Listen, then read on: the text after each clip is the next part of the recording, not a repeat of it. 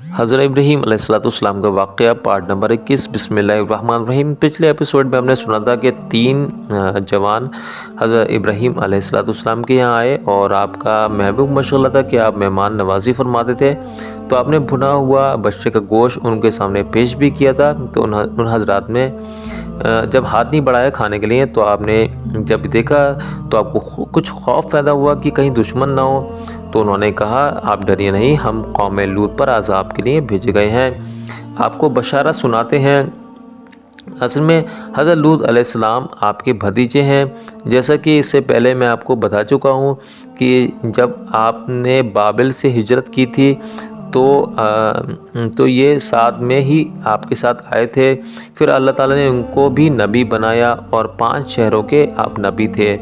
وہاں کے لوگوں نے آپ کی نافرمانی کی، اللہ تعالیٰ نے ان پر عذاب کرنے کے لیے فرشتوں کو بھیجا۔ یہ پہلے حضرت ابراہیم علیہ السلام کے پاس آئے۔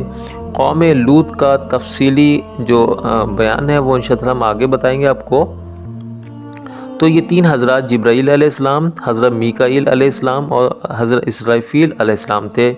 ان میں حضرت جبرائیل علیہ السلام قوم لوط کو ہلاک کرنے کے لیے آئے تھے، اور حضرت میکائیل علیہ السلام حضرت لوط علیہ السلام اور ان کے گھر والوں کی حفاظت کے لیے اور ان کو بچانے کے لیے آئے تھے، اور حضرت اسرافیل علیہ السلام یہ بشارت سنانے آئے تھے کہ آپ کے یہاں لڑکا پیدا ہوگا، اس کا نام اسحاق رکھنا۔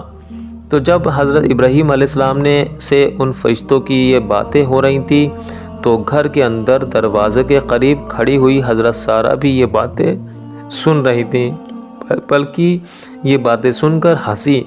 تو اللہ تعالیٰ نے سارہ کو اسحاق اور ان کے بیٹے یعقوب کی بشارت سنائی۔ یہ خوشخبری سن کر حضرت سارہ کو بہت تعجب ہوا۔ بولو، تمہیں اللہ تعالیٰ کی قدرت کے بارے میں کیا شک ہو رہا ہے؟ ذرا اپنے گھر میں کھجور کی سوکھی لکڑیاں تو دیکھو۔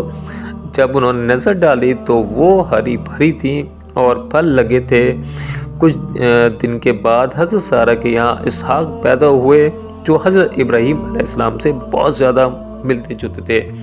عظیم ملت اسلامیہ، یہاں میری آواز کا بیٹھنا مقصد یہ تھا کہ میری آنکھوں میں آنسو بن گئے تھے کہ بے شک اللہ تعالیٰ کی رحمت کتنی بڑی ہے۔ ہم اس کی رحمت کو نہیں جانتے، لیکن اس کا فضل بہت بڑا ہے، وہ جو چاہے کر سکتا ہے، سب اس کے اختیارات میں ہے۔ اس لیے ہمیں اللہ تعالیٰ کی بارگاہ میں ہمیشہ دعا کرتے رہنا چاہیے، الہی ہمارے ساتھ بھلائی فرما، بے شک وہ جو چاہے کر سکتا ہے، سب اس کے اختیارات میں ہے۔